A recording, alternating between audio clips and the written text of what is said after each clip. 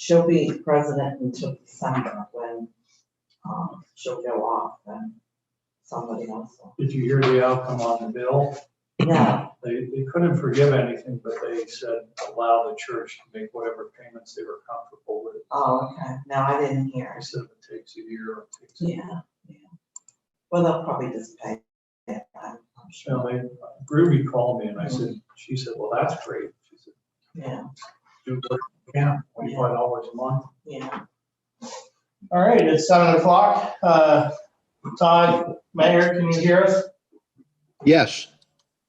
All right, Mr. McKnight, would you like to lead us in the invocation? Sure. Heavenly Father, we thank you for this evening, and we thank you for the promised rain that's coming, and we thank you for the way that you've helped us these past months of this pandemic. And we ask that you continue to protect our people here, and thank you for the number who are so helpful and support council and support this borough, the volunteers, and we pray, Heavenly Father, that you help us tonight for the meeting, help us continue the process of trying to deal with some of the problems of traffic, and help us, Heavenly Father, as we seek to serve you in this way. We pray these things in Jesus' name. Amen. All right. All right, let's do the pledge. Pledge allegiance to the flag of the United States of America, to the republic for which it stands, one nation, under God, Indivisible. liberty and justice for all. For all. Roll call.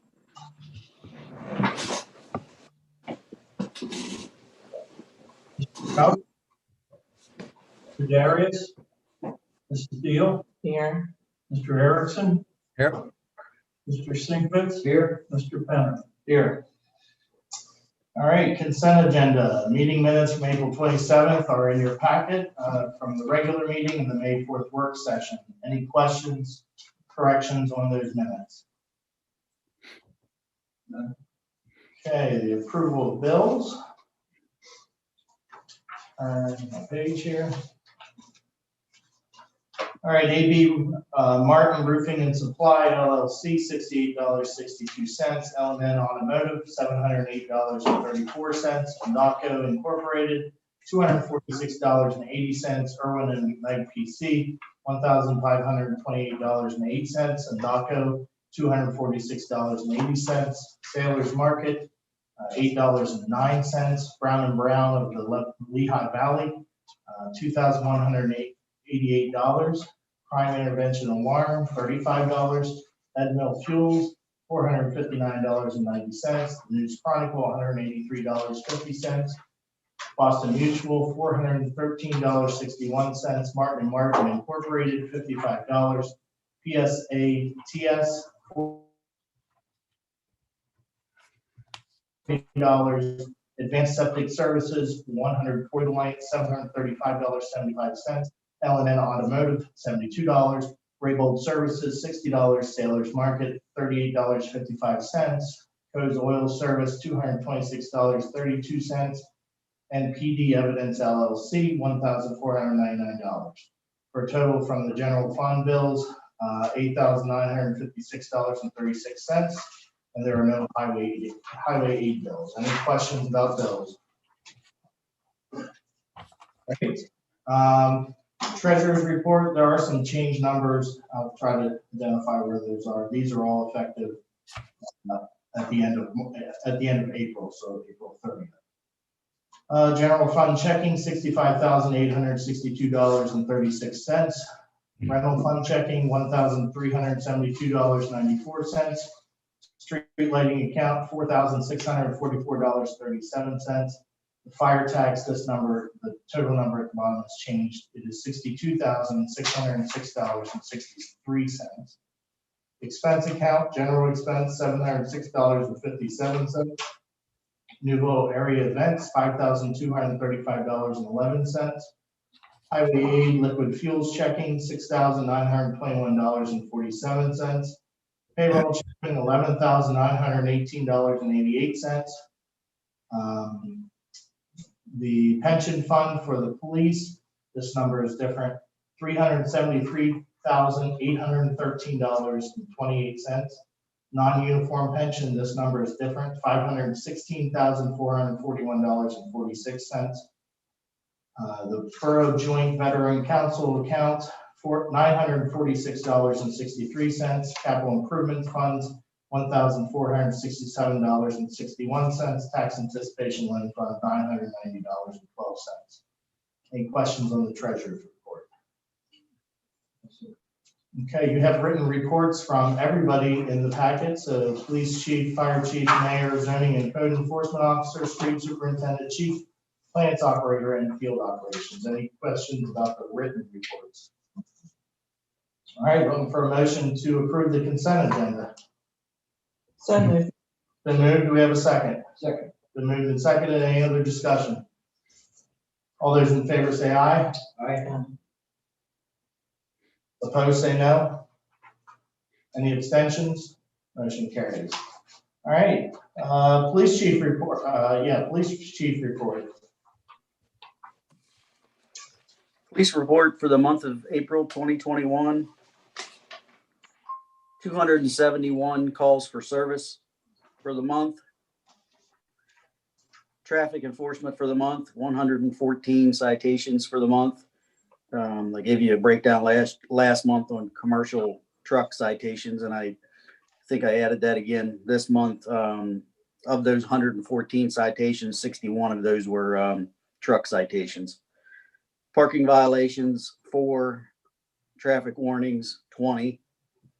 Patrol vehicle mileage for the month, 2,417 miles. And total warrants outstanding for the department right now is 47. Any questions on any of that? The trucks at the light improved, stay the same. It's improved, but it comes and goes a little bit.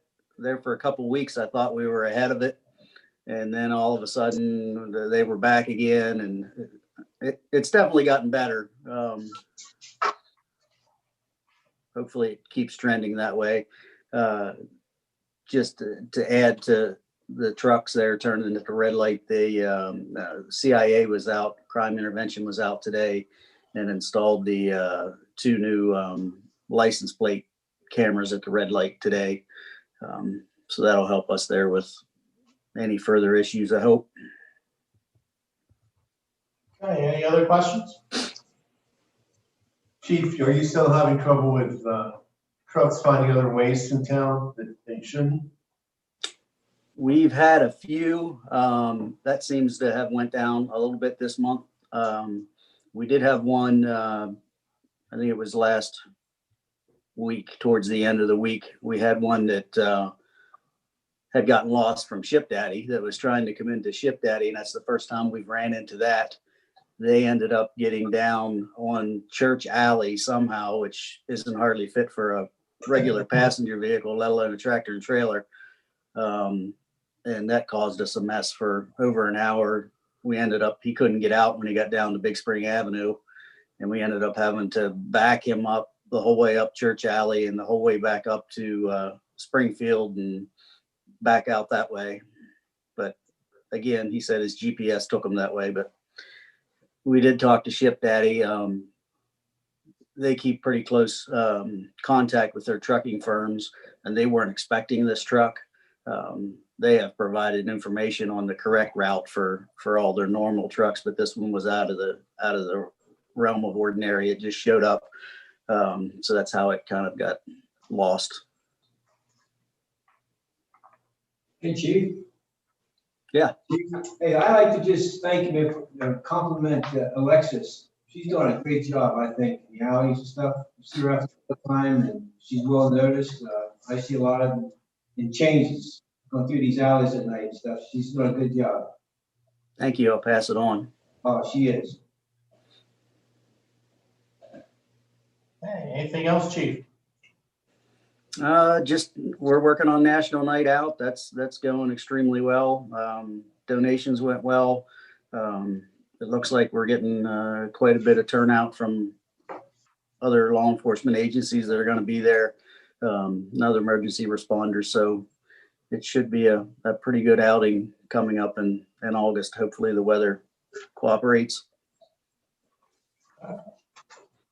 Any other questions for Chief? All right, thank you. Fire Chief, I don't see Bradley on. You did have a written report in your packet. Mr. Mayor, Mayor's report. All right. Can everyone in the big room hear me? Yes. Yes. Okay. All right, the fine and revenue report for the month of April, traffic fines, $2,367.34.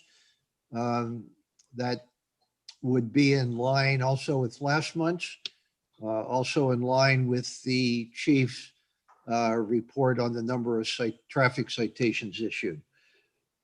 Code violation tickets, $50, prohibited parking, $30, clerk of courts, $876.38. The total, again, $3,323.72, which is reflective of the excellent uptick in traffic enforcement. Department's checking account balance, $11,968.76. The police canine account has been built back up. It contains $3,446.20. The balance on the usable balance on the debit card, $3,002.61, and $151 is the balance on the police auxiliary account. Now, and that ends my mayor's report. One other issue, which at some point tonight may ask for a vote on. The third person who was appointed to the Civil Service Commission has yet to contact me to be sworn in. That's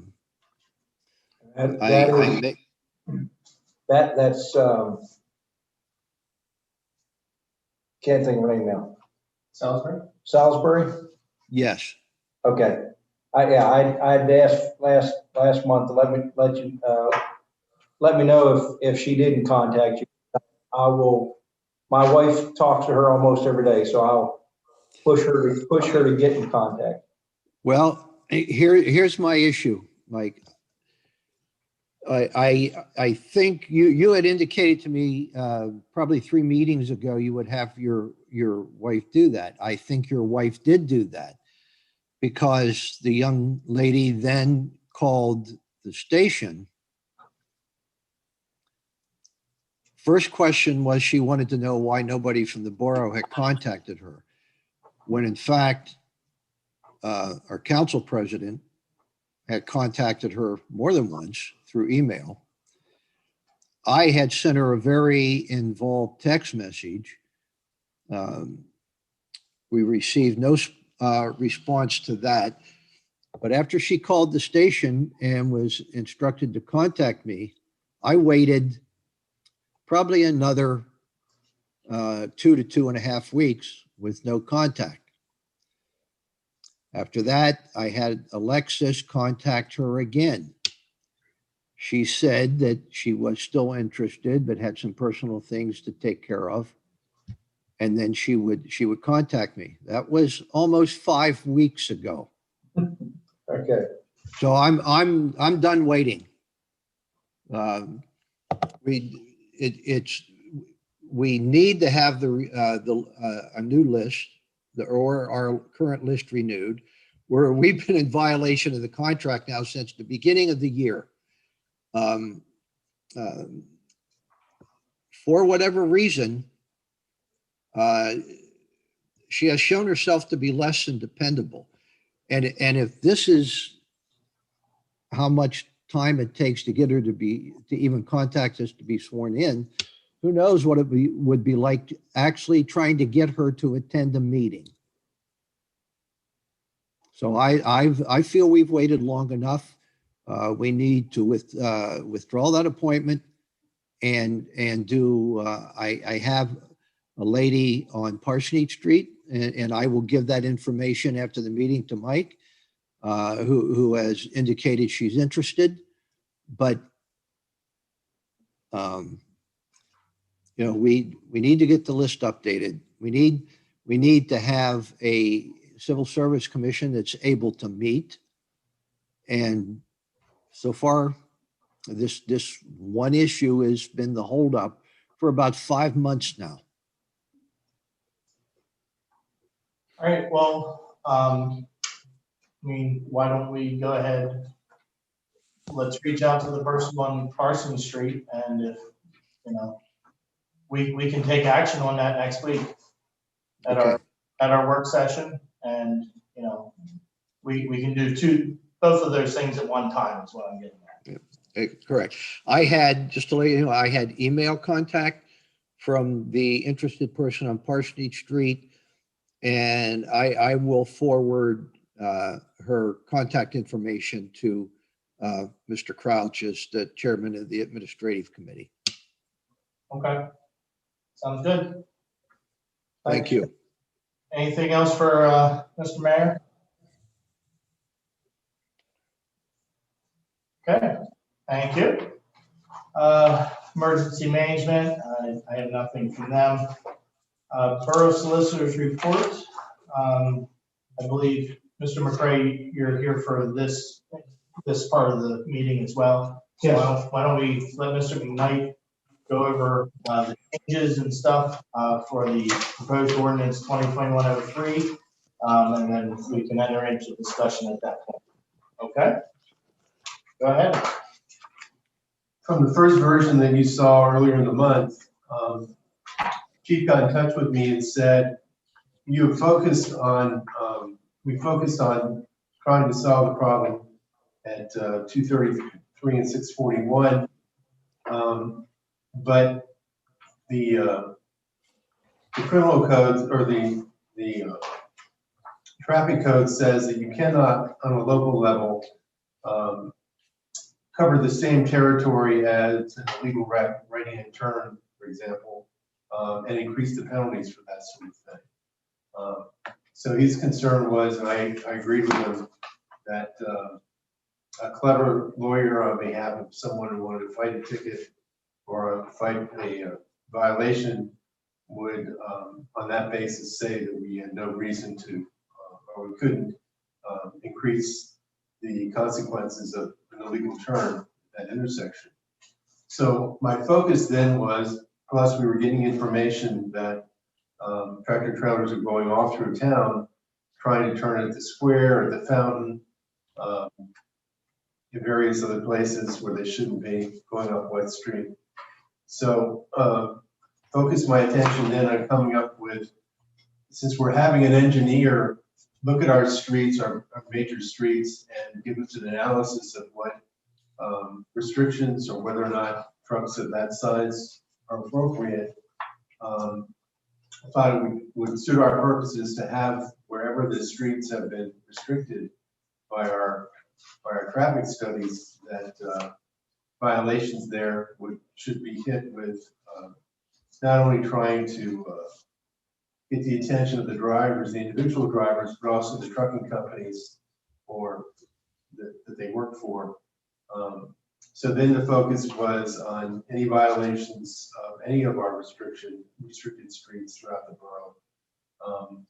And I tried to increase the funds, or increase the fines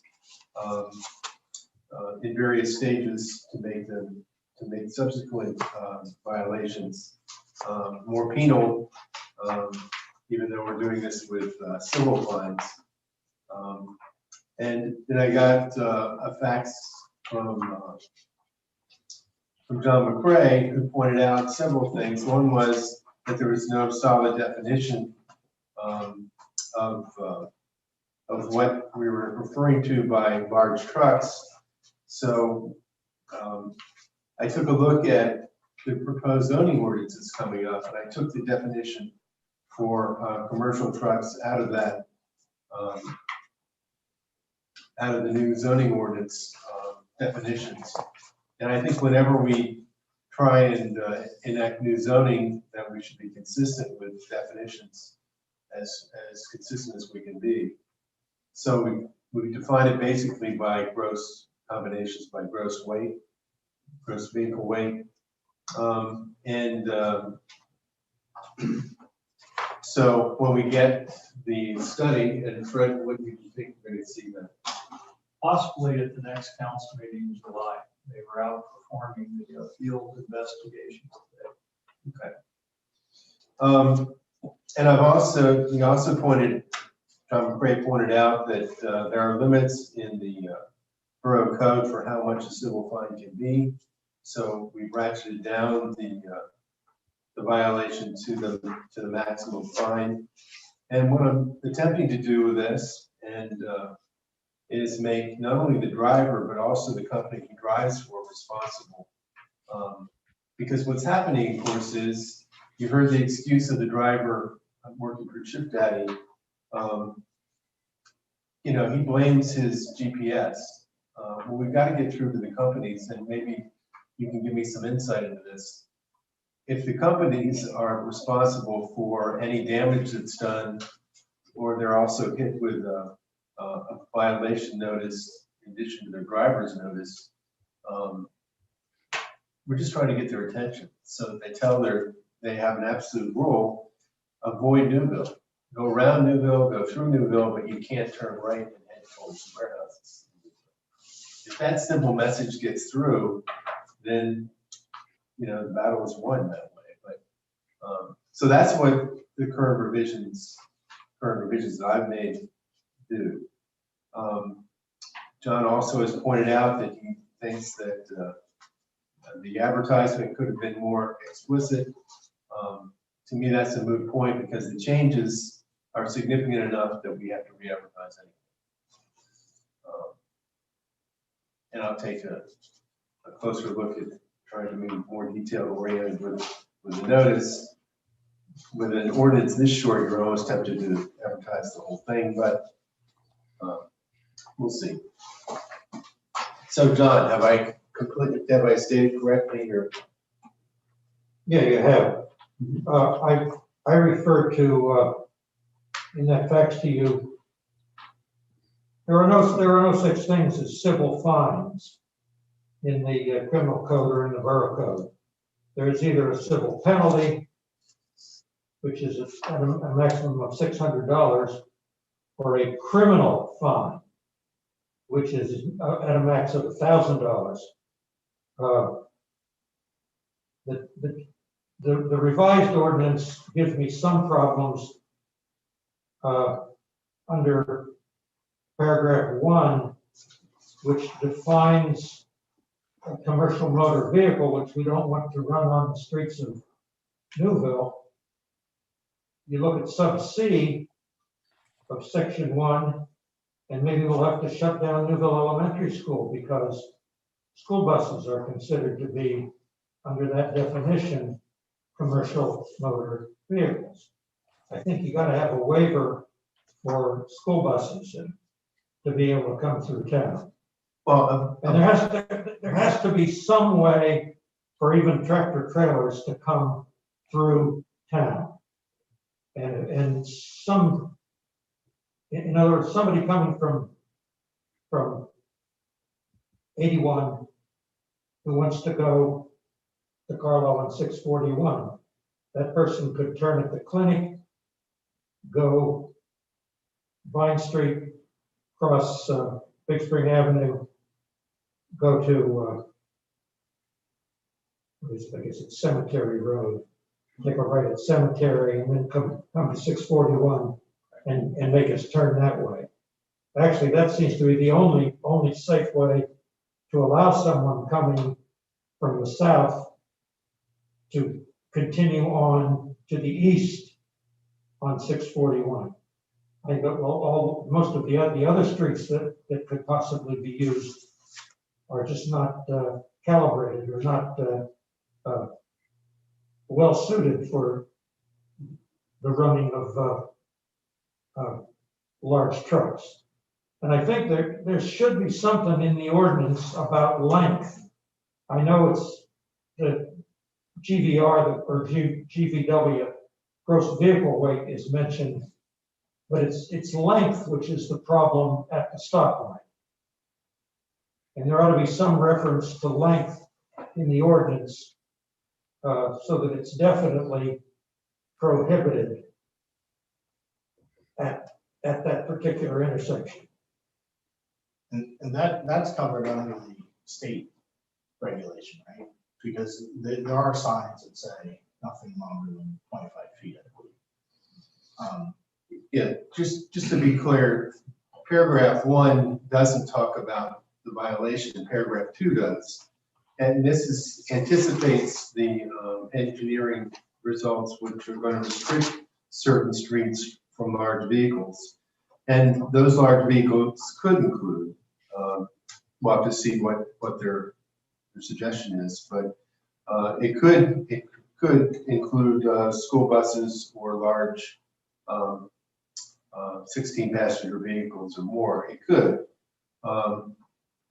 We won't exactly see what their results come up with, but whatever they are, we'll try and then modify this to be appropriate to whatever the restrictions are. Well, I know you've got at least every day 15 or 20 triaxles that leave the trucking company, which is located now at the old fixed silo location, and they come through town. They just do. They're on their way to their workplace. If there are no restrictions for something of that make or size, then they're fine. But I surely wouldn't want to have them going up Parsons Street on a regular basis, or down Chestnut Street, for example, or many other of the small streets in town. This will make It could be signs put up, local deliveries only. Right, that's what the engineers tell us, which ones are suitable for local deliveries only. And this is not intended, and I don't, Marcus, you can tell me if I'm wrong. The intent of this is not to prevent tractor trailers from going straight through on 641 or straight through on 233, because that's not illegal.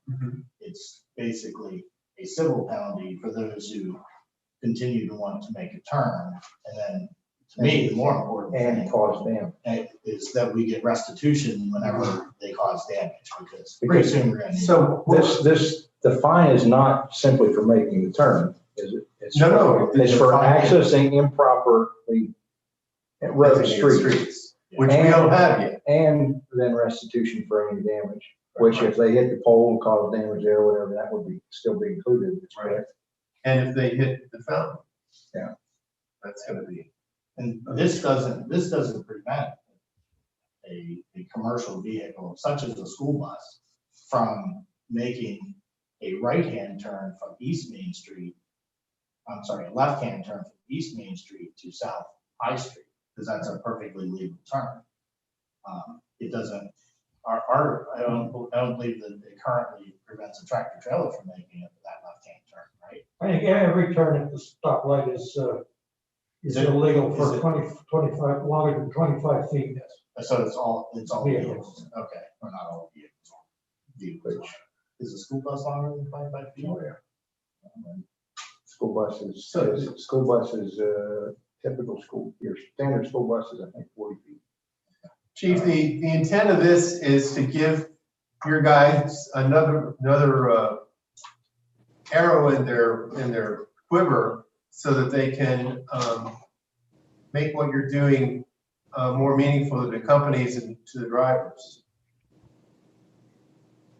Comment. Yeah. It's great to hear that you finally have the sophisticated cameras down there at the stoplight. That'll go a long way to act as a deterrent, I think. The signage that's currently at the red light is for truck turns. It doesn't say anything about school buses. It's trucks. That's true. That's the trucks. Do you have problems with school buses turning in any direction there? No, the only time I really see school buses having any troubles trying to get around the fountain. Yeah, and really, to be perfectly honest, that 25-foot length restriction is a little bit misleading because there's like a Penske truck, single axle Penske truck that a lot of companies use for delivering furniture and that sort of thing, is box on that thing is 26 feet. But again, it's just like a school bus. It's 2 axles, so it can easily make that turn with no trouble. So Which that's how it's enforced right now. We enforce on 53 footers, and that's now a tandem axle dump truck. It's can make the turn, but it's hard. Getting that third axle on there does make a big difference in the turn rate. definitely. So that's. Well, Chief, can you work with me on coming up when we have a complete list of all the restrictions on various streets with an ordinance which helps you guys? Yes. Yeah, I think we're on the right track. Just have to wait here till we get our results back from the traffic study. Gotcha. And That's the intent. And we probably, unless the signage is going to say local deliveries only, or we probably should include an exception for local deliveries in the ordinance. We could do. Because the moving vans, whatnot can. So Fred, you're thinking we'll have this when? I think you should just wait on adopting this, get your study from the engineer, take a look at everything in total, because I think you might be making some other modifications. So this is a good start, and I think we move this, advertise it for the August council. Yes, that you instead of having a civil penalty of 600, you instead have a criminal fine of 1,000. Make it as tough on them as you possibly can under the law, and that will be an additional deterrent. Well, I think under the vehicle code, you already have criminal penalties for.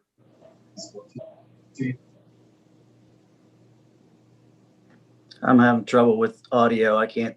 Sorry, do you have, under the vehicle code, don't you already have criminal penalties for the citations you write? Aren't they criminal in nature? Yes. Okay. I like civil fines because they come to the borough. Criminal fines do not. At least not all.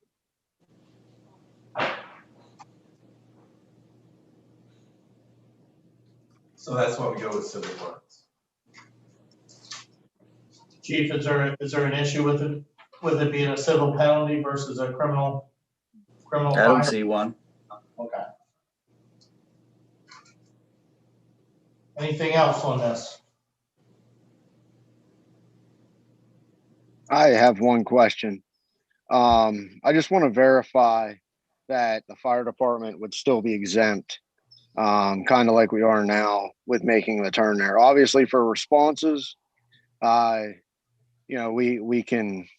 we're exempt while in response mode, but when we're returning, we're technically not exempt from those signs, but it's always kind of been, I think, kind of an unwritten rule that we're exempt from them. We're good to make the turn there, providing that it's not traffic everywhere or whatever. Now that there's a written rule, I think you're wise to ask for an exemption. Well, if there are exemptions, we'll certainly give you one, but I can't ever imagine the chief citing you guys during a parade. Yeah, I don't see that either, but it's hard to say in 10, 15 years. Faces change or whatever. So I just wanted to make sure we're covered. No, we're not trying to get rid of our fire company by citing them for using the streets. All right, that sounds good. Well, it does say in section 3321, which is entitled Fines and Penalties, that money collected under subsection B, which is both for civil penalties and for criminal fines, shall be paid to the borough treasurer. So it looks like under that section, either a civil penalty or a criminal fine is going to go to the borough. Well, I'll work with the chief on that. I'm fine with it being however high it can be. Gotcha. If it's $1,000, then it's $1,000. But at the same point, if part of that fine ends up in Harrisburg or wherever else, and we never see it, then The other thing is, we're trying to get the owners also cited for not, in a sense, not doing more to stop their trucks from using streets illegally. So a civil fine is less onerous. You're going to have more of a burden proving the criminal aspect of that. So again, that's my preference, but I'm willing to be. We'll continue to work. I'll continue to work with the chief in coming up with the best scenario of citations, because I would anticipate that they could be cited for both. Right. Both the criminal vehicle code violations and also the violation of this ordinance. If we've invested our time in study and in signage to keep the trucks off certain streets, I certainly think that we can hit them with civil fines for violating them, in addition to trying to get the restitution for what damage they've done. now there is and this is maybe just a matter of semantics, but under penalties A, it says will be $600.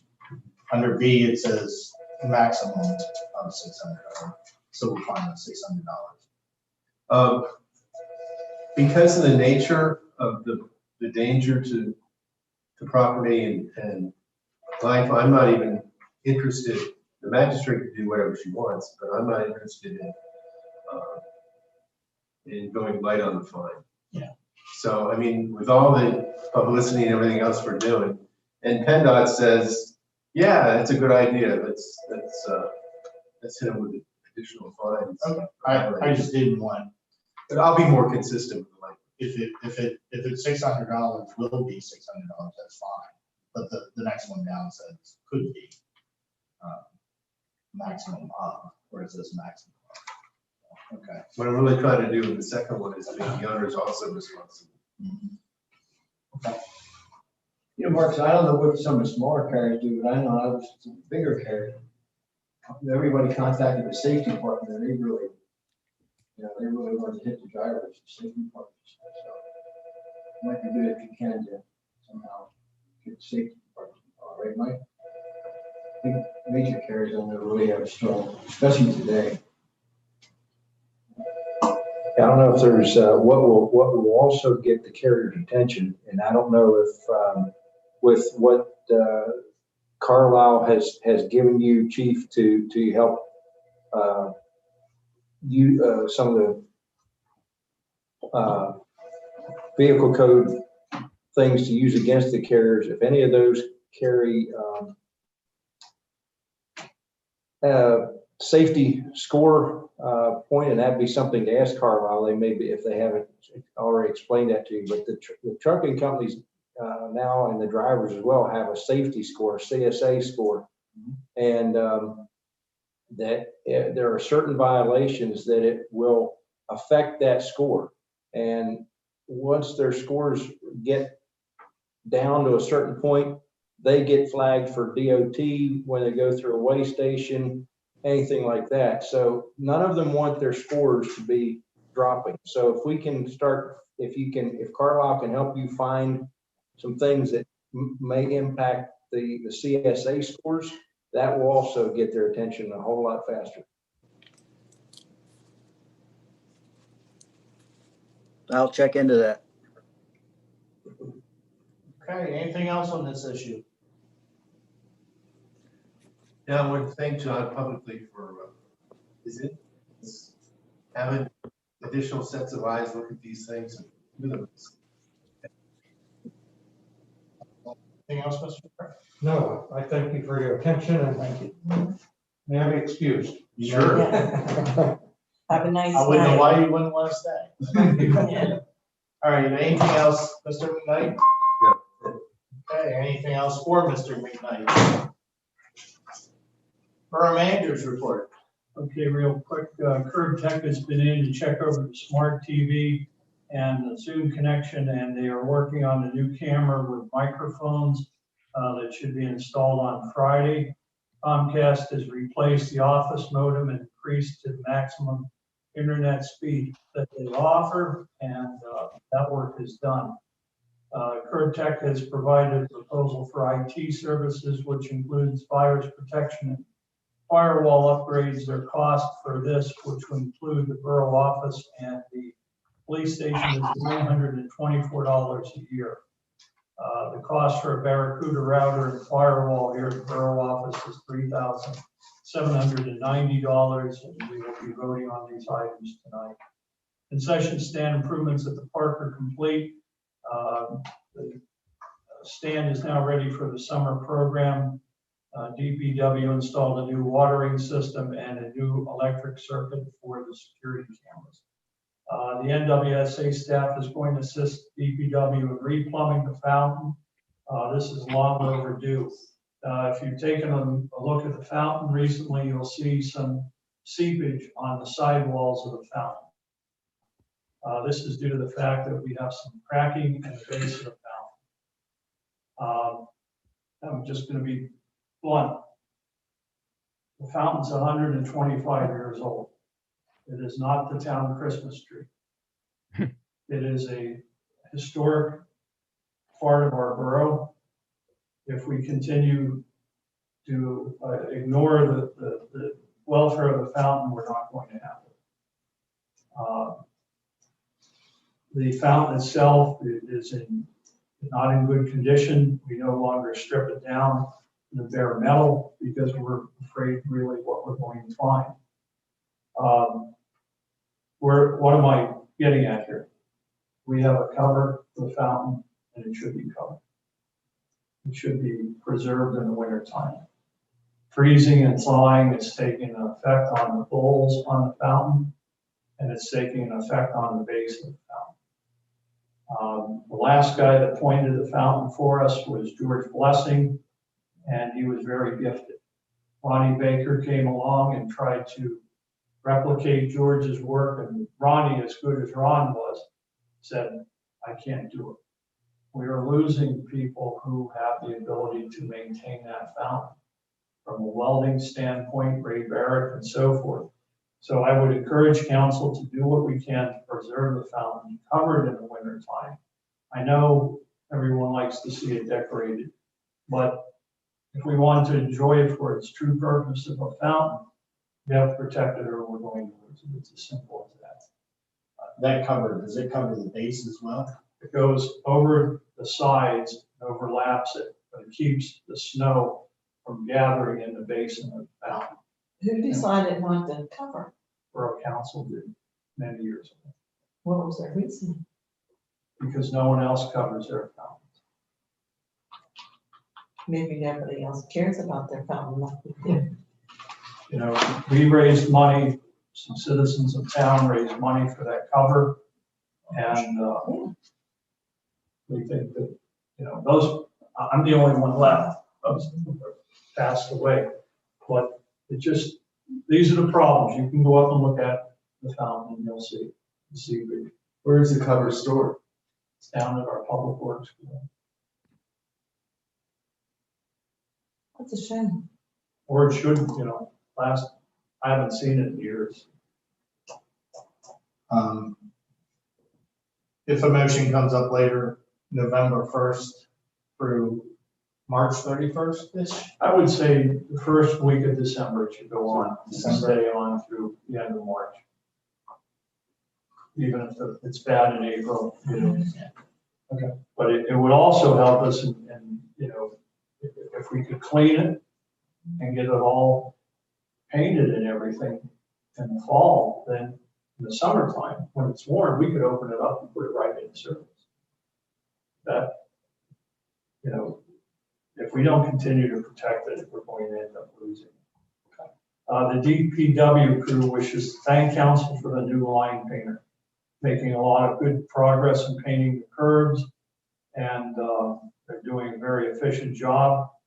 The guide rail at the park will soon be repaired. We have received full restitution for this. I would also like to thank Officer Jason Brady for his investigation and sharing all of his reports with us, because that has helped us to receive full reimbursement for the damage.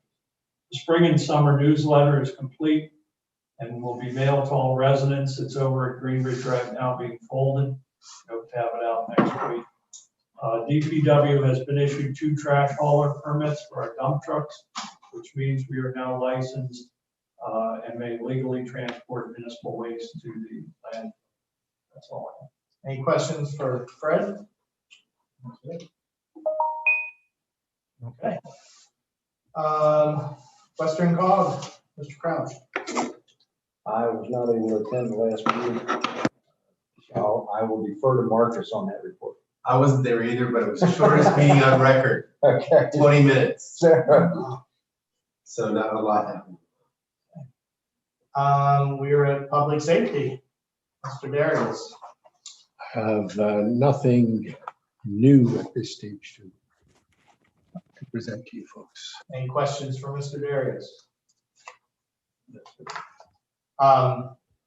Everybody should have received the email from the meeting with, between officer, one of the police officers and myself, just as an update of our discussion. So if you have any questions, just ask. Economic Development Authority, Mr. Erickson. Thanks, Scott. So let's take a moment and acknowledge and congratulate ourselves on a major development. Last week, the liquor license question passed overwhelmingly, as we all know, 151 to 51. A letter was sent to the LCB yesterday informing them of that. And as we have been talking about for a long time, this will be a big boost to our efforts to attract some businesses into Newville.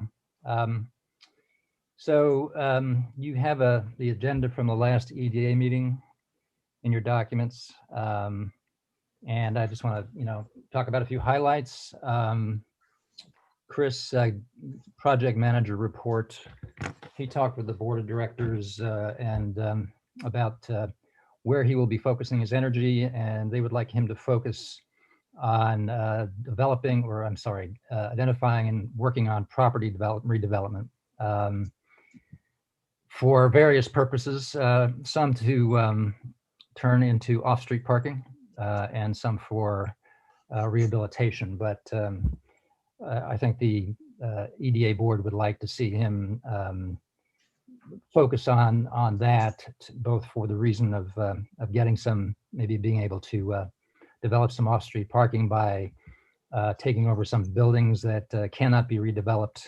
They are, which would help us, move forward with the EDA effort to bring new businesses into town, because the thing that we hear constantly is there's just not enough parking on street or off street for small businesses, and we've lost a number of them just over that. And then let's see, PHC meeting at the previous meeting or at our last meeting, I reported that the EDA board wanted to focus on expansion of the Federal Historic District as a way of helping businesses, and we're dealing particularly right now, or were with Ship Daddy, to expand that district, because the designation for that allows a 25% tax credit for any repairs or upgrades. Valerie's spent some time working with Brian Van Sweden, who's sort of an expert on this stuff, and it turns out that we're not going to be able to qualify for that, or the Ship Daddy facility is not going to be able to qualify for that, because the designation of being an of being a historic building turns on its architecture.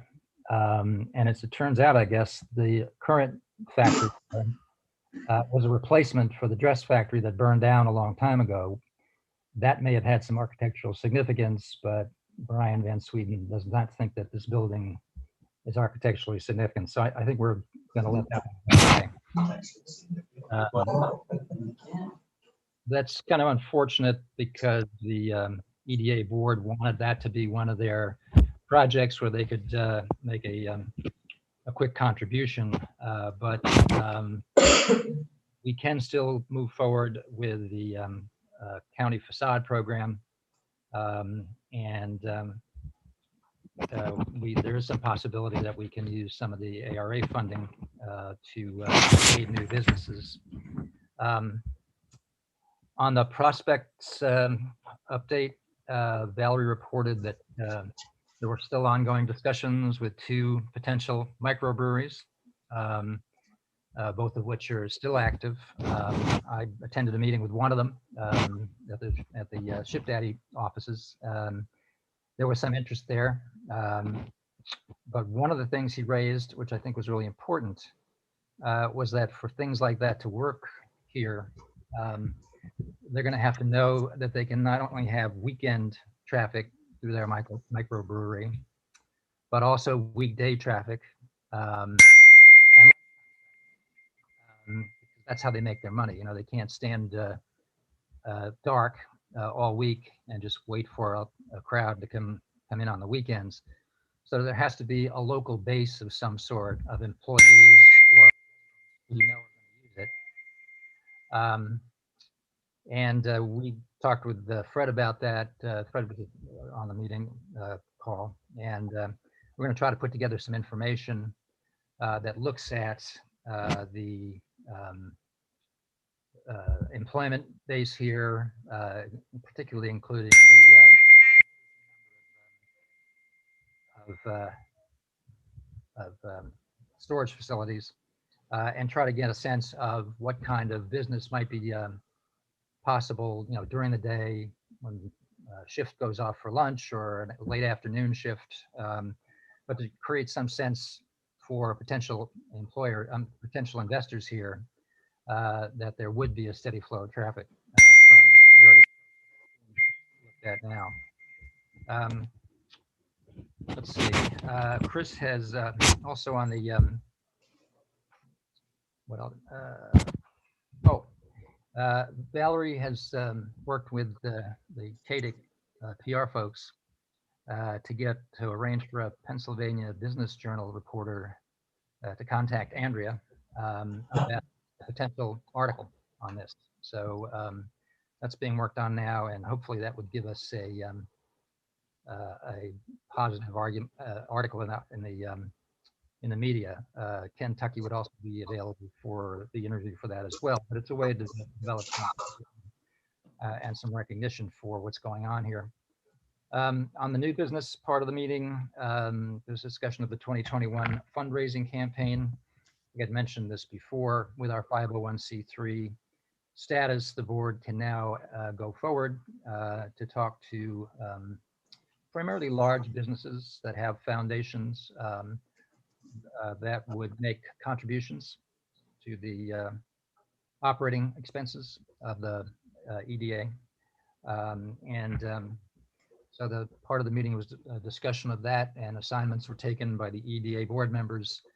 You have in your packet, I think, the talking points that were put together for them that gives a little bit of detail on what they're going to be saying to these folks. But the idea here is to, I think our budget, or the EDA's budget for the year, is $30,000, 12,000 of that from the borough and 18,000 of it from contributions.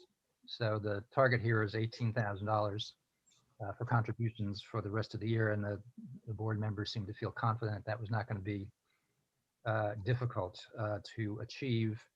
I think I can say that Mr. Tucky is going to make a contribution of $5,000 as a pace setter to sort of kick this off. So that's a good start. What else? Oh, Chris has, again, in the sense of fundraising for operating expenses, Chris has commenced the 4 West feasibility study. Hopefully that will determine that we could rent or sell that facility, and part of that could be used as an ongoing stream of income for the EDA. What else? Oh, and then one other thing was the board discussed the Newville deal. You have that information in your packet. I sent it today. This is an idea that actually originated with Fred, but the idea was as a way of welcoming new businesses into Newville to put together a package of different kinds of resources that would be made available or gifts really to businesses. So the notion was, maybe the Borough Council would give a $500 contribution to a new business starting out. Newville area events might do $250. The Newville Beautification Society might do $500. The CDRTC Rail Trail might do $500. Newville Water and Sewer Authority might provide some free water up to, say, $300 a year. The idea was to put together a package that comes to around $2,000 to basically serve as an incentive for folks to locate here. I don't remember, Fred, was there a limit on the number of those that would be available in the course of a year?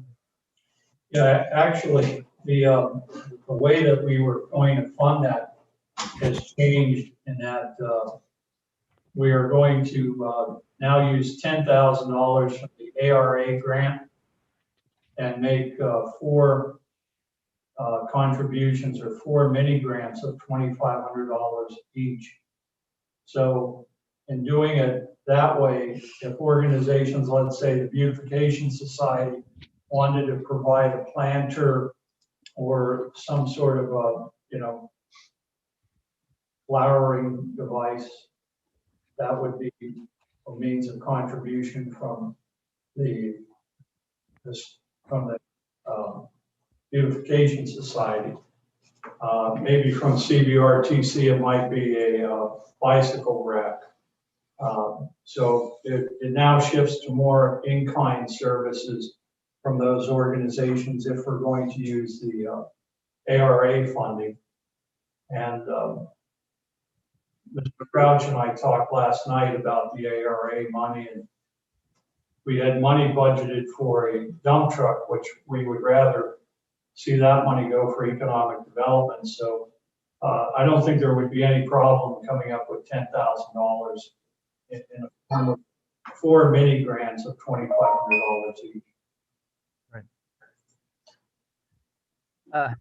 Thanks, Fred. And then, so that's pretty much it in terms of the EDA. I think overall, just to sort of summarize it, I think we're seeing some progress. Things are improving. We've got the 501c3 status now, which is going to be helpful. The liquor license. We have active prospects still interested in taking over properties, and Valerie continues to meet with a couple of them right now. Fred told me recently, and again, it came up on the 6 o'clock Finance Committee call, that our transfer tax receipts are up. Our property sales are at an all-time high, which is going to result in even more tax revenue for us and an increased assessment value for the borough. We have younger 2-income families that are moving in, which will help increase the EIT. So there's a lot going on that's starting to sort of come together. And I think we should be pretty optimistic about how things are going with the EDA. Any questions or comments? I have one comment about the Newville deal. I appreciate what Fred just said about the $10,000, because when I look at 2 of these, the Newville Area Events and Newville Beautification Society, we're both fundraisers too. We aren't, our monies come from us working and fundraising so that we have the monies to support our organization. So for us to give out, say, $500, that's a lot of money to us. So, I would rather give a planner, than, I don't want to sound stingy or cheap, but, we have a purpose too. And, that's all I have to say on that. That's why we came back with the use of the ARA grants, because we can use those for economic development. Okay. And so the thought is to set aside $10,000. If you want to contribute some other way, Mhm. you can. Right. But I'm thinking, if we do 4 of them a year, that's $2,000. That's half of what we have, for our Well, projects. initially, when we discussed this, the ARA funds were Mhm. still under negotiation. We weren't sure we were going to receive. Okay. Okay, anything else, Jack? Not for me. Anything for Jack? No, but can I make a comment about the advisory committee? We did not have our meeting in May, but we are planning one Tuesday, June the 8th at 7:00. Great. Thank you. All right, recreation, Mr. Singovich. Yes, sir. We had a good meeting last week, April 20th. Got some final figures. We're going to ask for some approvals tonight from the council. I'd just like to, I'm not going to read all the dates, they're quite lengthy. But we did start out with our entertainment at the park. And just starting from June 22nd up to August 19th, we have 13 events scheduled. And that's all the prices are here. I'm going to mention the total prices we're going to ask for that. And that includes Strauss Entertainment. I gave everybody a list. Maybe everybody has a list what we talked about. I don't know. It's quite a lengthy list what we have, but It was in the rec board. Yeah. yeah, so try to read them all. I think they did a great job getting this all together, so it's not just brush over it. I'm not really seeing it. On page 1. Everybody sees it. Anyway, we have 13 events scheduled here. I'm just going to recap the events. And then we have 6 summer concerts that we're going to have starting May 28th with the high school band to September 24th. That's going to be at the Fountain. We have those events scheduled.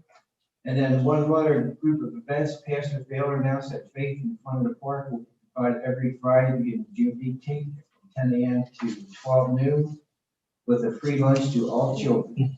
Sailor's Market will provide box lunches and several churches will alternate providing food. So this is something that the church council is going to take up. This calls from the borough. So we'll just go over these. Well, the council asked me to, or the committee asked me to ask for approval for this, and I'll just go through them and then discuss them, and then we can approve all the time. Can Scott? Sure. Okay, motion is made by Mr. Come to second by Mr. Barmesh is authorized me to recommend the rural council approval and payment of the summer recreation contracts as listed from the general fund totaling $2,800 and $1,850 from the Newville area event fund. The motion was passed unanimously. So I will be asking for nomination of that. The committee agreed to accept donation for the summer recreation committee program. Proceeds will be deposited to the Newville area events fund for future recreational activities. So we won't have any control of that. Mr. Hoffman presented the contracts for the summer concert series, again starting May through September at the Fountain. And that would be a total cost of that 1950. You don't have to get it. I don't have it with me, sorry. I will be asking for that. Then we just be some more money. I'm going to ask for funding for. I have been discussing our scoreboard part. We've had contractors come in, give us different prices. And then we had some pictures before of the different scoreboards. Everybody get a copy? You see that? Different. I don't know if everybody got it. What you see there, as I get through this, there was 3 different prices of scoreboards that were presented to us to make a decision on. And we did a lot of study on it. We came up with the kind of the middle one. It's a base cost of the scoreboard was $3,985. Mr. Yost would like to eliminate the bottom advertising panel and included cost of advertising panel at the top for an extra cost of $600. So this brings the total cost to $45.85. But initially, we were talking a much higher, when this thing started, we have a bigger amount that we even have thought about coming up with. So we have a total of $4,585. And OES companies that's doing this is also proposed to install a scoreboard stand for $10,400. And we feel like Mr. Yost feels like he can deal with the group event here if we buy the materials. So he's going to get us a cost of what it costs to erect that. And that will be, again, initially they wanted $10,000. We know we can get this cheaper than that. So I can't give you a cost for that right now. We will be asking for $45.85 with the song. Kind of control that. Gaga Court will be approved at the May 25th Borough Council meeting. That's tonight. The check is the amount of $2,640 payable to Coach Gaga kits. And we talked about that before also, so I'll be asking for money for that. That's all right. That's already approved. Now we have a splash pad estimates. I'm gonna let you go. You know more about the particulars of the splash pad. Yeah, the splash pad, we have been going around with general recreation from Will. No, I can't think of his last name. Anyway, the total cost of the splash pad is $52,000 in materials and another $42,000 in installation costs from LAS LLC. The total cost of the project is going to be $92,000. However, in a project like this, you want to have some amount of that contingency. So what we're asking for tonight is a motion to authorize the manager to submit an application for community development block grant funds. This would be the 2022 block grant series in the amount of $95,000, which will include a splash pad. It will include a walkway to a handicap accessible parking space, which means this splash pad will be completely handicap accessible. It will have a patio area, which is segregated from the 25-foot diameter splash pad. The patio area will be canopied. There will be 2 benches. I'm happy to report that the Lewis B. Fuller Detachment of the United States Marine Corps in Carlisle is going to donate those 2 benches. One bench will be donated in memory of Sergeant Robert Gilbert, USMC. The other bench will be donated in honor of Sergeant Jerry Gilbert, USMC. We've also talked to the detachment. They would like to have a program next year when this is all done, and possibly have a school band and invite Jerry, also Dick Copenhagen, also a former Marine, who owned the car wash in town here, and it was between Jerry, Bob, and Dick that the original spray pond was put in. So we'd like to honor the 2 men that are still with us, Dick and Jerry, and Ed's going to ask for a motion later on for approval of the block grant application. There would be no matching requirement for the block grant application. Thank you. That's a lot of information for me. That's good. Thank you. And I forgot the guy's name. Yeah, you don't sound on it.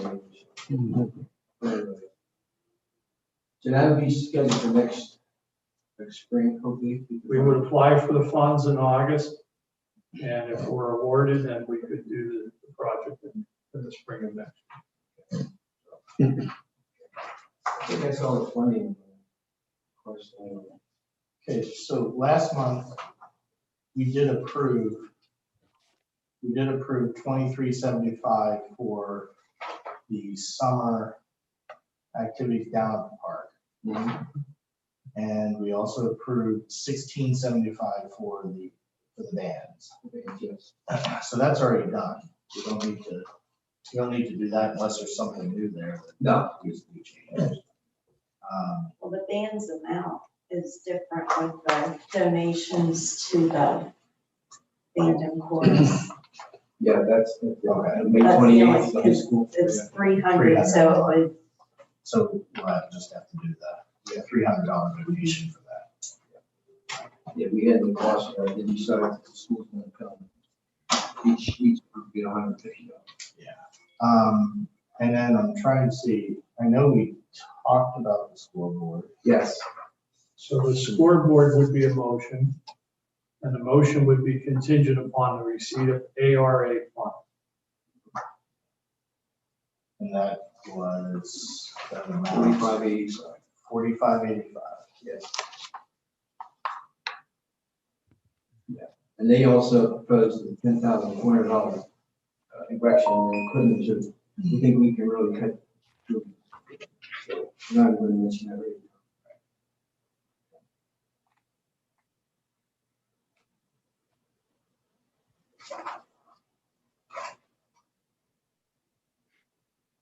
Is anything done with the water fill station out at the trailhead?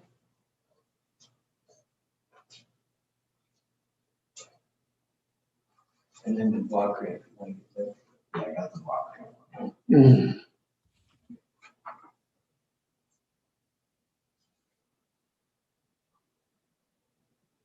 And Fred mentioned the money for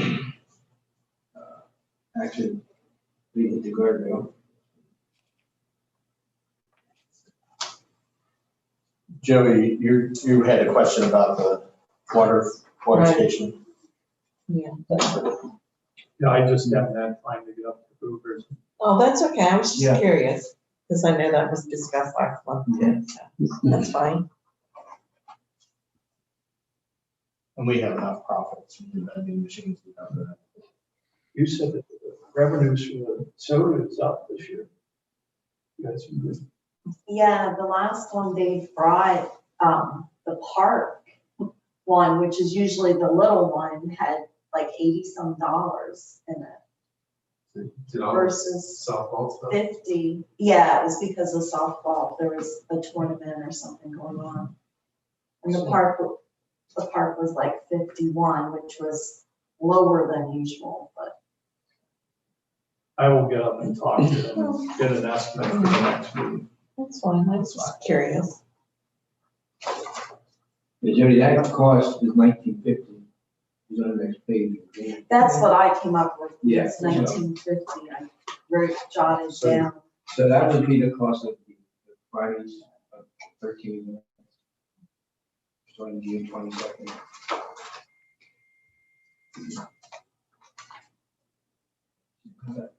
So the first Friday. I have, Okay, and the Wheel Horse Cafe, Jody set this up, will provide a food truck for each event. Not each, they're not available July 30th or September 24th. So we need to get someone. But Long Shot Farms would like to be here on July 30th. So you're gonna take. But that would be beverage, but we need board approval. Yeah. To invite them, I guess. Yeah, I was actually gonna plug that in for the work session discussion.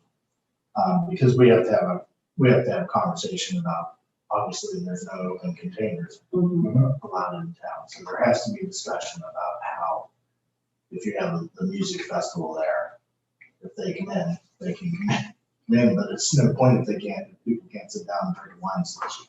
So, so we need to have that conversation.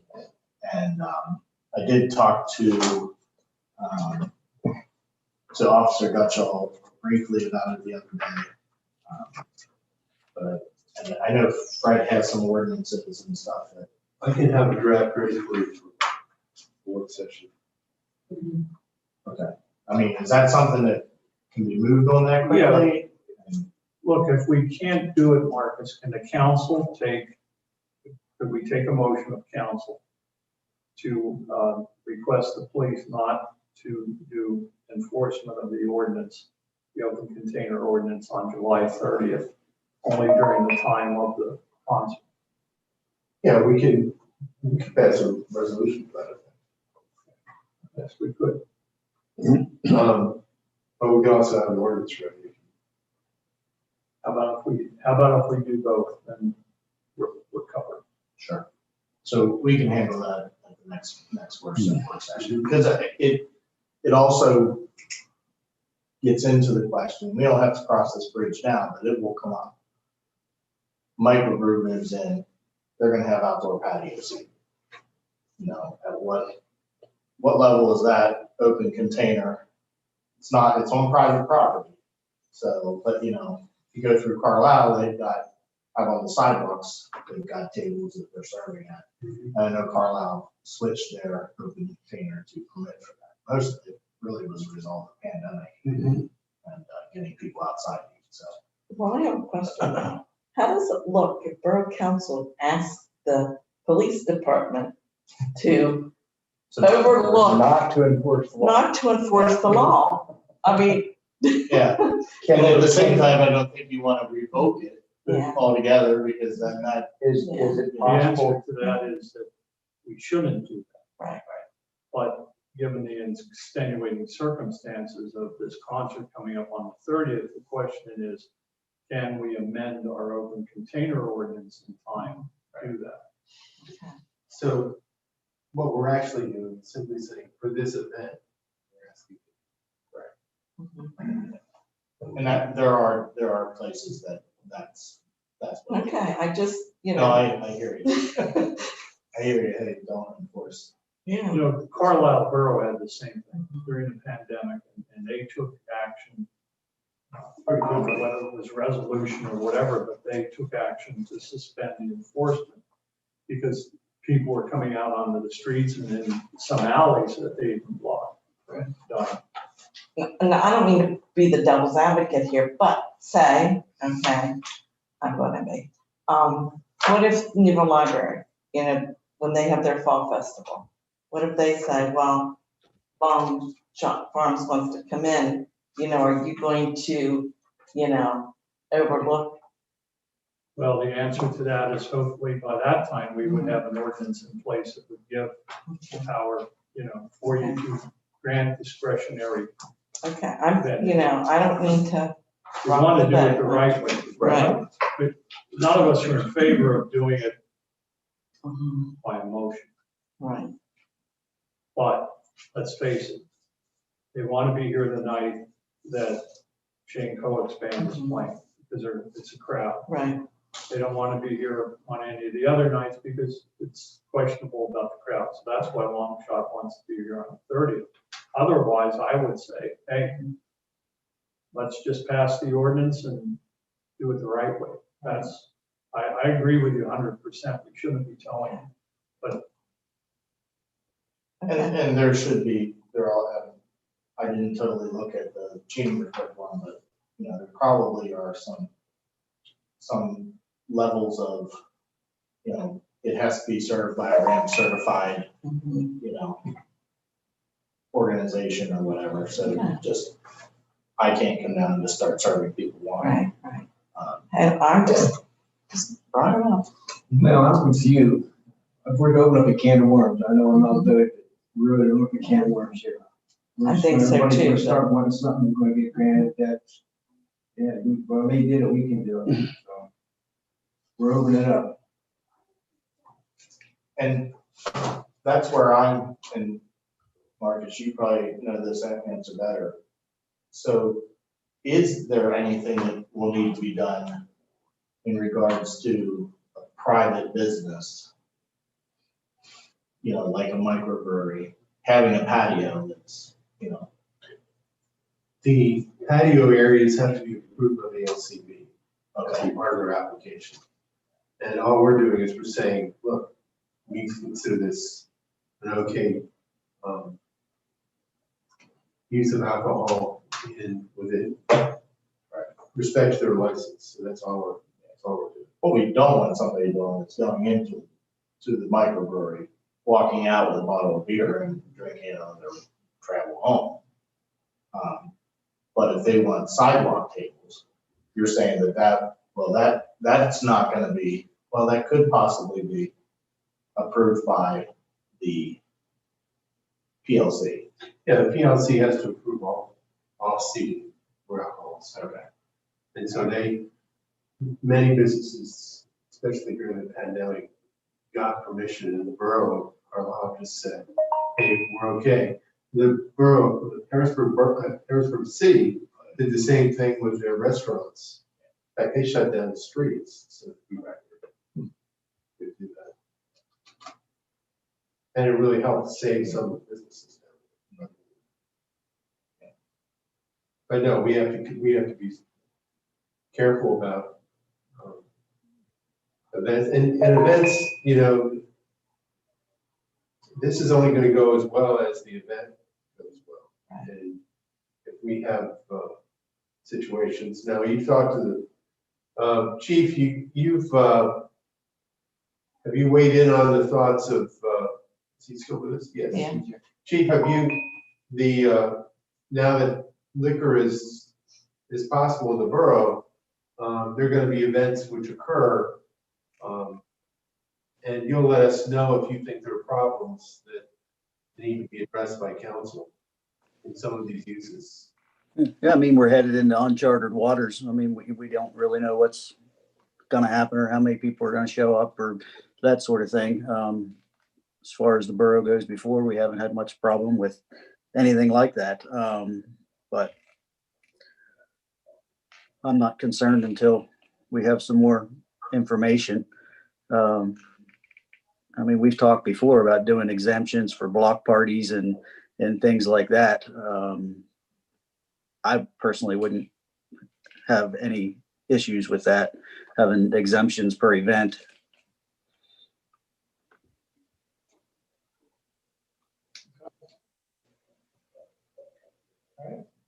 Scott, one other thing is, when we start out with the Wheelhouse Cafe, we were talking about having some provided a canopy for the groups when they come in. So it was gonna be included at $1,950. The canopy. That's not included. Yeah, well, it is, well, no, but it's in the same paragraph, so I thought we included. Well, No, Tom's gonna get they it. Tom's requested gonna get it, it. but I have not heard back Okay, from the tech companies. And Matt said, I called his contact, but he has all the information, but he hasn't confirmed anything yet. yeah, I just wanted to notice so we do it. It's something we did discuss. All right, so what I have down is, we'll vote on, the block grant for the splash pad. Summer rec activities, just an additional $300 donation, because we've already approved the others. And then, $45.85 to purchase the scoreboard, contingent on the ARA, funding. Okay, anything else? That's all. Any questions, Greg? All right. Quality of life. The only thing is, we're still working on the, car show. We've put in a request with, well, it just went straight through my head. There's a company in Carlisle that will donate water and we can sell it for $1, which, that money will, come back for the Pennsylvania Wounded Warriors. I think the senior center is possibly gonna do their pies and ice cream. I am talking to Kathy Graber about that. We should have letters ready to go out, I would say no later than the beginning of the week, as soon as Kathy approves my draft. We are going to have the checks mailed to me and then, but they're gonna be made out to the Newville area community events. But that way I can make copies of the checks and that, and then I'll bring them to the borough like I did the first year. And have you guys make deposit of them. Other than that, I think Vintage Crew is going to play for us also. They're not charging us, but they just wanted to look as if it's a donation to, to our event. So that's all I have at this point. We're gonna have a in-person meeting here early July, so You got a busy summer coming. we do, yeah. Is this the busiest your program has been? Oh, man, it's amazing what they're going to be here. Affects the kids too, which is good. Yeah, we might be, our borough might be small, but we're mighty. I agree. Yeah. I really. Okay, any other questions for Joey? Let's hop back. I think we skipped over the implementation of the rail car museum project. Did I miss that or? No, we missed it. Well, I get letters here going out to the potential board members. Really haven't met officially as of yet, so. So we got the board members lined up, ready to Yes. go. You're organizing, Yes. you're organizing the meeting. Yes. Okay, very good. All right, so Mr. Crouch, administration. Fred already mentioned the dump truck replacement that we talked about previously. We're going to shift funding for that to the highway aid monies instead of, and that frees up some ARA monies. So we can then put that toward the grant. There are other, there are now strings attached to these grants, so they can only be used for certain types of projects or uses. One of those is a premium pay, basically a sort of, I guess, a sort of a bonus for public works employees and emergency services, whatever, that did work through the pandemic. We can, if there's a dollar, I don't have the numbers in front of me, but it was, I'd seen it some months back when the information was first coming out about the ARA funds, that based on the number of hours or something, they could get like $1 an hour for the time worked as sort of as a bonus. So that might be something we want to consider. I think our public works guys in particular did an excellent job of keeping things going through the shutdown and all the restrictions that were in place. So that might be one thing to consider when we start to look at how to use those monies. Some economic development, which there's the $10,000 grant. We can put some of these monies toward a sidewalk program, and I think that's one place we definitely should put some of those monies toward getting that started. Rental inspections commence again on July 1st. And I think Fred have you applied for the recycling grant, Fred, or is that? No, just opened up. Okay. So if you want to, get approval tonight, that's a good idea.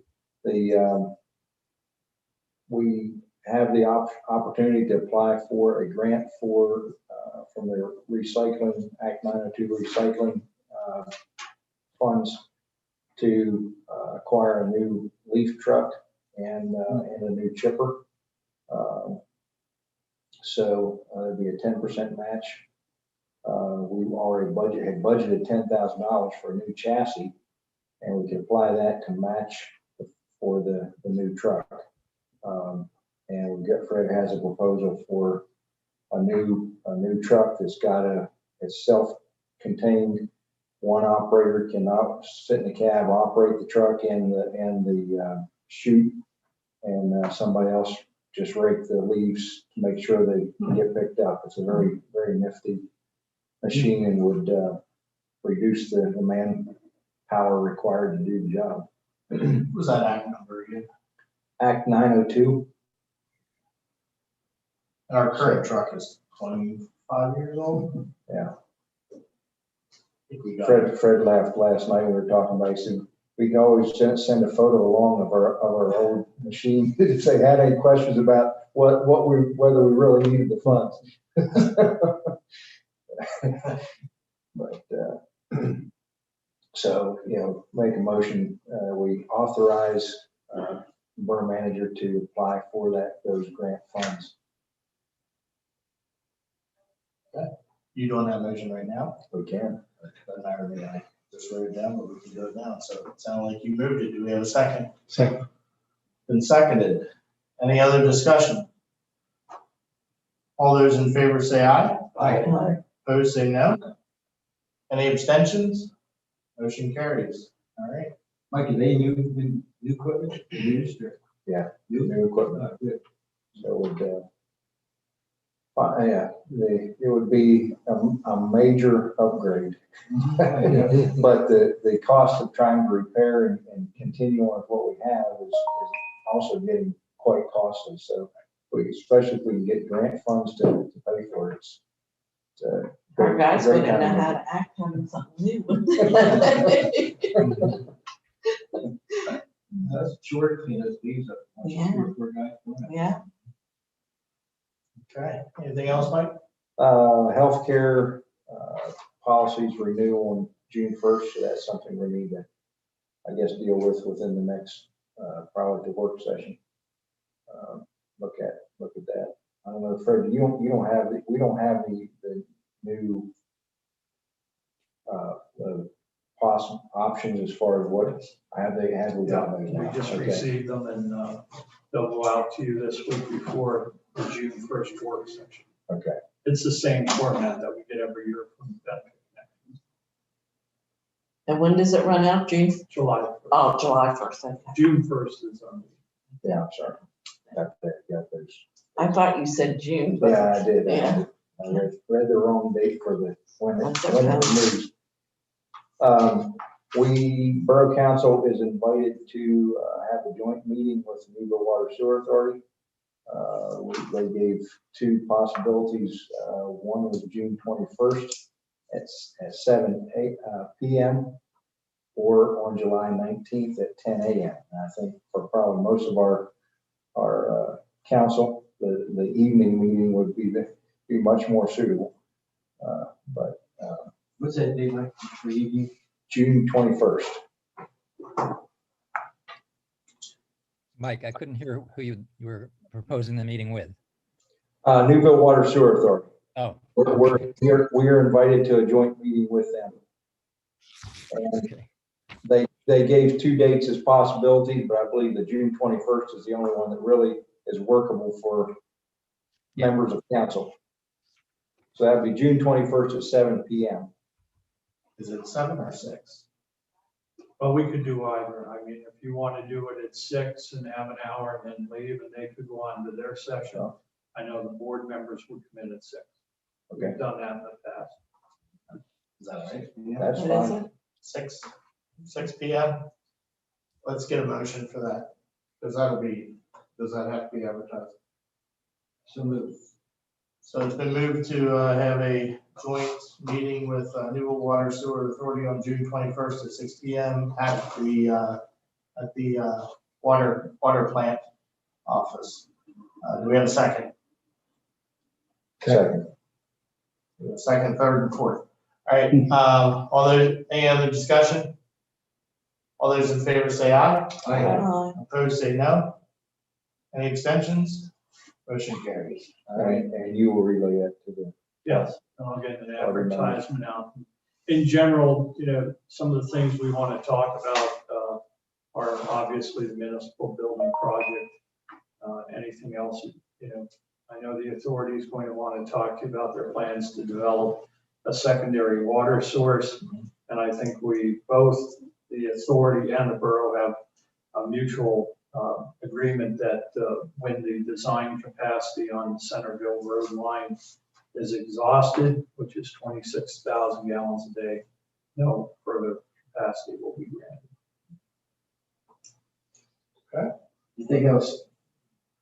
People think of it. The authority is ready to put a moratorium on that.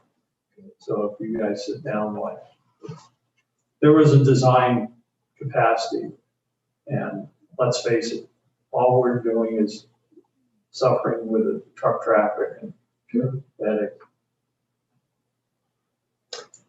All departments have, Public Works and Police Departments have received their allocation of spending for this year. So we're looking at mostly just essential items spending for the remainder of the year. So that gives us some budgetary help.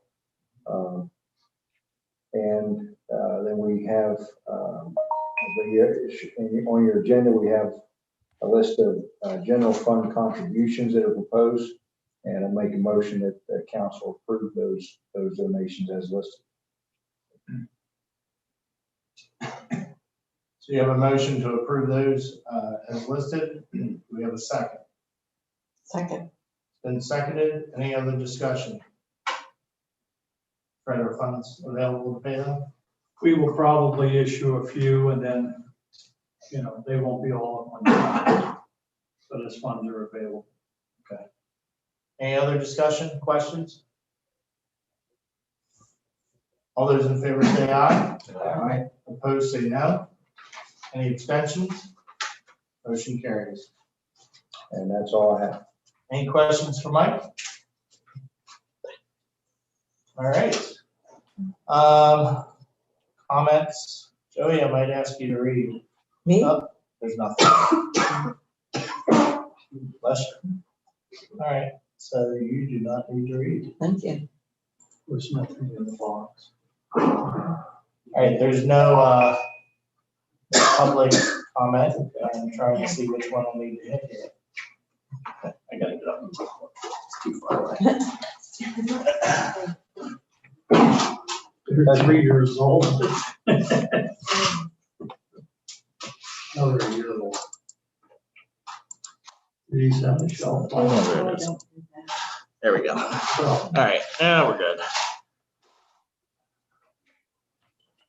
No comments in the box, Scott. I received nothing by email. Okay, any correspondence?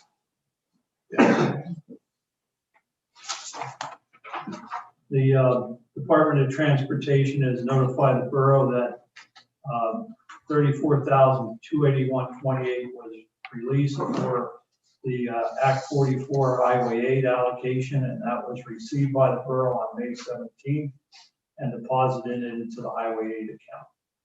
The Borough of Newville has received a notice from the Pennsylvania Liquor Control Board that Whiskers Brewing Company, 79 South High Street, Newville, has filed for an application before the LCB, and the borough will be notified of the outcome of the application. The application was filed on May 5th, 2021. The Citizens Saving Claremont have thanked the Borough Council for the leadership in preparing the resolution. The leadership by council has resulted in a number of municipalities, and I watched the Carlisle Borough Council meeting when this came up, and they specifically acknowledged Newville Borough and Mount Holly Springs, which I thought was nice.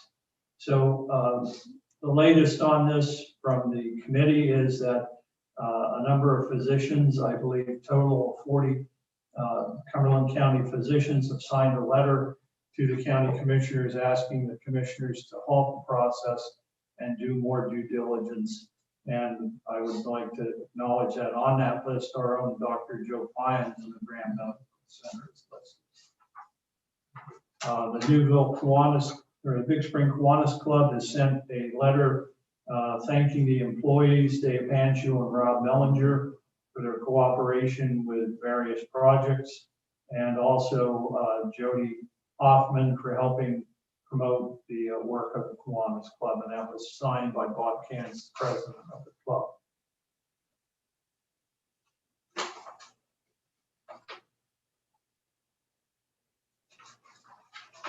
We have a determination letter received May 19th, 2021 from the Pennsylvania Department of Labor and Industry, which confirms that the municipal building project will be subject to prevailing wage rates. And that's all the correspondence. Okay, anything else, anybody? All right, any old business? All right, moving into new business, we have a few items here to vote on. So item number one, Move to direct the borough manager to file a complaint with PDE, not PDE. Where are we filing that with? DEP. DEP. Right one. Yeah, you're not gonna file with the Pennsylvania Department of Education. I think you heard about it. All right, so let's do this again. So move to direct the borough manager to file a complaint with DPE regarding the leaking hydraulic fluid throughout town, dropped by waste management trucks. This apparently has happened over the past week. So we need a motion for that. So moved. The moved, is it seconded? Second. The moved and seconded. Any other discussion? All those in favor say aye. Aye. Opposed, say no. Any abstentions? Motion carries. All right, number 2, a move to enter into a service contract with Curb Tech effective on August 1st, 2021. This is for our computer systems and networking systems. So moved. It's been moved. Is it seconded? Second. It's been moved and seconded. Any other discussion? Is this to increase our firewalls? Increase the firewalls, increase the virus protection, and then service contract, which is considerably lower than Yes, lower in cost than what we're currently getting. $77 a month compared to $369, and that will include protection and care for the police department and borough office. Good. Good. All right, all those in favor say aye. Aye. Opposed, say no. Any abstentions? Motion carries. The next one ties in with that. It's move to purchase cyber protection through Curb Tech for $3,790.09, with the understanding that the borough will pay half and the Newville Water Sewer Authority will pay the other half. This is also an added layer of cyber protection. I think we all learned that lesson with the pipeline shutdown. So need a motion for that. So moved. Second. It's been moved and seconded. Any other discussion? All those in favor say aye. Aye. Opposed, say no. Any abstentions? Motion carries. Need a motion to restart rental inspections beginning July 1st, 2021. So moved. Been moved. Second. Seconded. Any other discussion? All those in favor say aye. Aye. Opposed, say no. Any abstentions? Motion carries. Not sure what that was. The next one is a motion to cover the fountain from December 1st to April 1st annually. So moved. Been moved, is it seconded? And it's been seconded. Any other discussion? All those in favor say aye. Aye. Opposed, say no. Any abstentions? Motion carries. All right, next one, to direct the borough manager to apply for the 2022 community block grant in the amount of $95,000 for the purpose of a new splash pad at Newville Community Park. It's been moved, is it seconded? Second. It's been moved and seconded. Any other discussion? All those in favor say aye. Aye. Opposed, say no. Any abstentions? Motion carries. Next one, to approve an additional $300 donation to the Big Spring High School Band and Chorus for their upcoming performance. This would be coming from the summer rec activities. So moved. It's been moved. Is it seconded? Second. Seconded. Any other discussion? All those in favor say aye. Aye. Opposed, say no. Any abstentions? Motion carries. Next one, and I think the last one. To move to approve $4,585 for the purchase of a scoreboard for the park field contingent on ARA funds. So moved. So moved. The moved, is it seconded? Second. The moved and seconded. Any other discussion? All those in favor say aye. Aye. Opposed, say no. Any abstentions?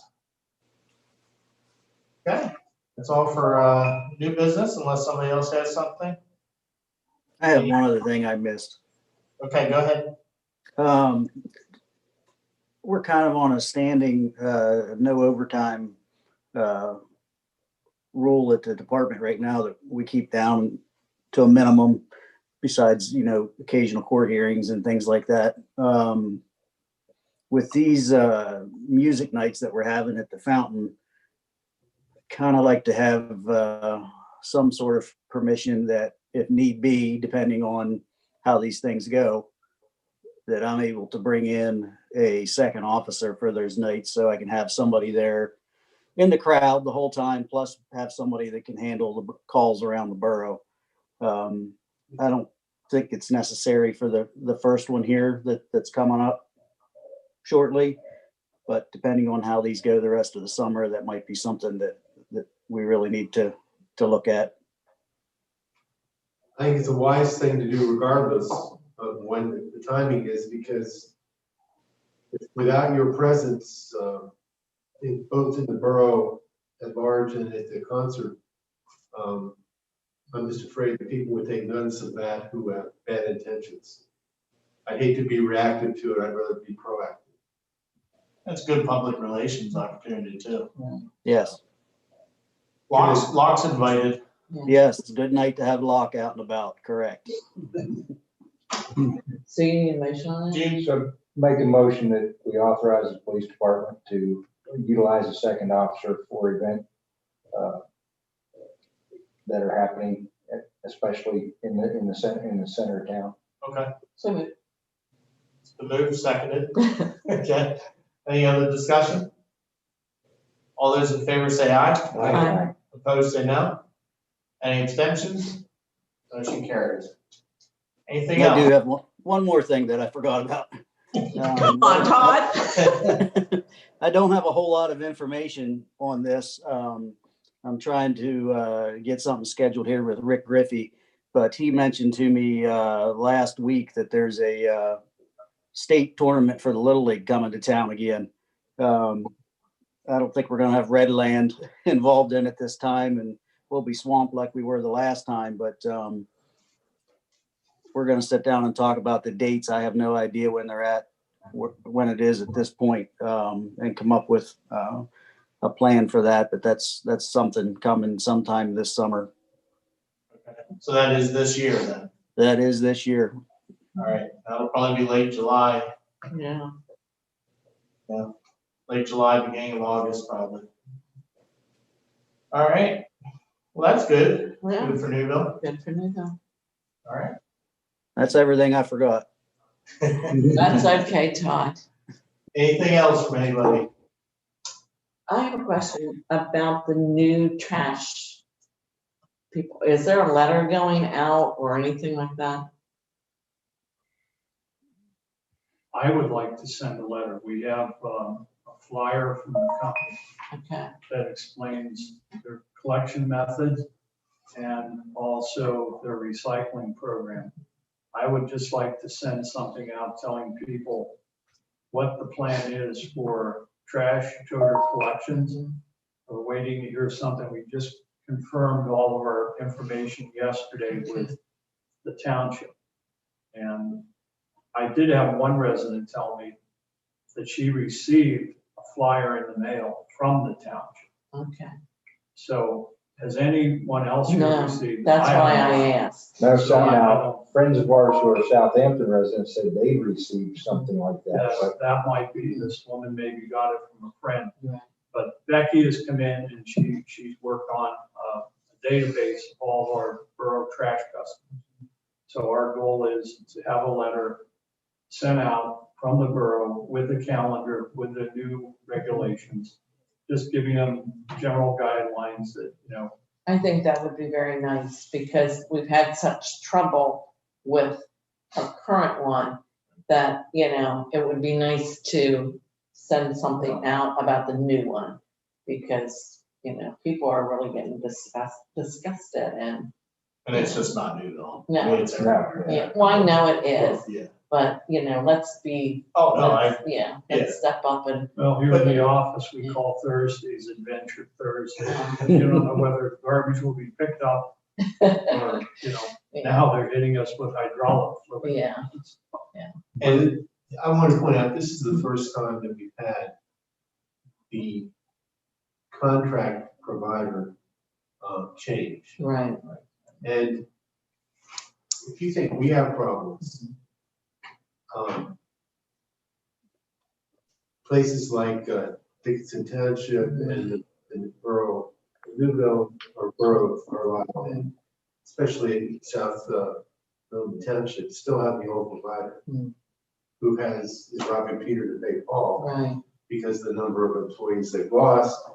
And so we're looking forward to the new contract because they have experienced drivers and probably better management at the moment locally. So, but it's happening all over. And Right. when they promise us that they'll see our contract by pulling people from other areas, the other areas are suffering. Right. They're having the same problem. So what I suggest is I'll do a draft of a letter.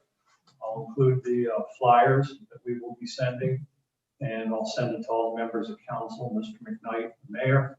And if you have comments, let me know what you'd like changed. But it will be a positive letter from the borough, just asking residents to, be patient in the transition. And on the other side, the new company's going to come in, and we're confident, from all the accounts we've had, that it's going to be a better service. And I think there was something in the newsletter.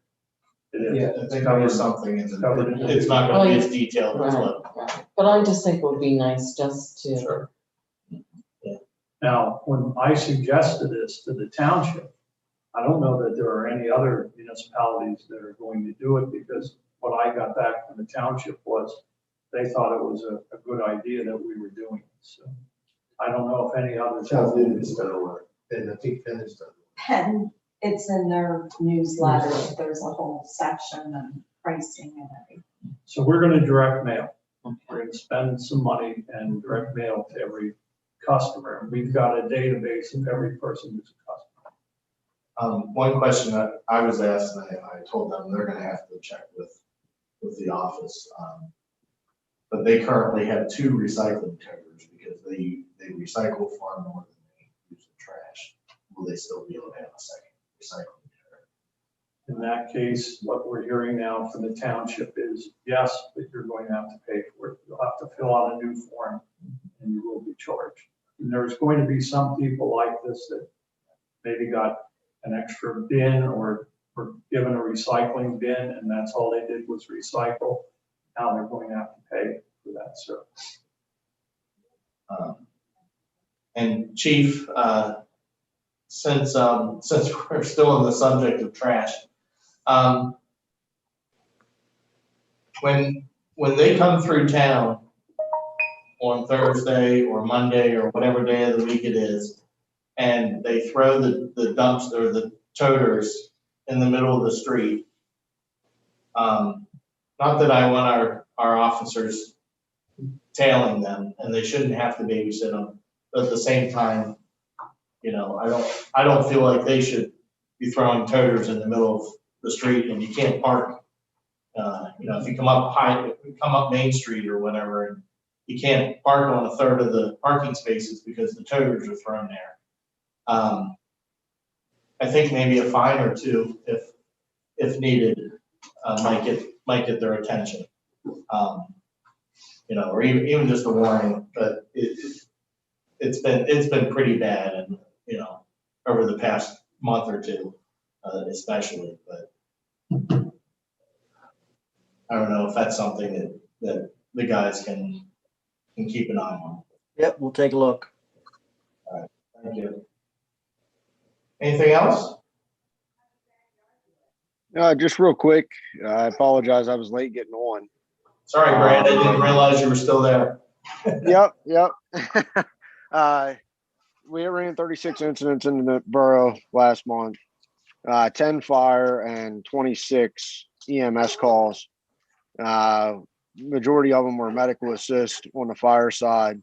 We did run one smoke inside on Cherry Street in the apartment building. We had a burn up dryer belt in the laundry room.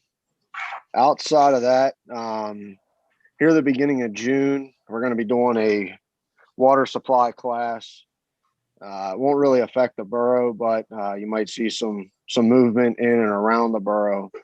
We're going to primarily be using the Big Spring and Oak Flat Elementary for all of that. So it shouldn't really affect the borough at all. We're not going to be on the water system or anything like that. But just to kind of give you guys a heads up in case you see it or people are wondering what's going on. Outside of that, I don't think I really have anything else that's pressing unless anybody else had anything for me or questions, concerns. No, we received the financial statements, so that all looks good. Thank you for that. Yes, absolutely. Anything else for Bradley? I have a question, Bradley. Does Yeah. the fire company still give out free smoke detectors? We do. However, we are currently out. I have submitted for a couple grants. I'm just waiting to hear back on them. Trying to get a stockpile built back up again. Okay. And we were just talking about it the other day at the station. I'm going to be going to Lowe's in Carlisle because I know that they used to give out a bunch of free smoke detectors as well, just to see if I can get some out of them to hold us over till we would find out from the grants or whatever. Okay, and what about carbon monoxide monitors? Yep. Yeah, we try and do them too. And that's kind of all wrapped up in the same. I think we have one carbon monoxide detector left. Okay. Last year we didn't get any. ABC 27 used to give out a bunch, and I don't remember getting any last year. So. Okay. Thanks. I just had a couple people ask me, and I said I would try and find out. So thank you for answering.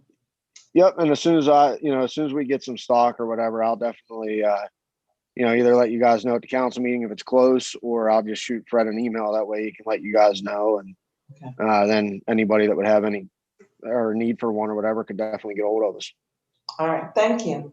That's an important safety issue, Chief. So I appreciate all that you guys are doing. Yes. Make sure that we have both smoke and carbon monoxide Absolutely. available for those who can't afford it. Okay. Absolutely. All right. If there's nothing else, Motion to adjourn. we have a motion to adjourn. Is there a second? Second. All those in favor say aye. Aye. Opposed say no. All right. We will see you all next week. Sorry, I was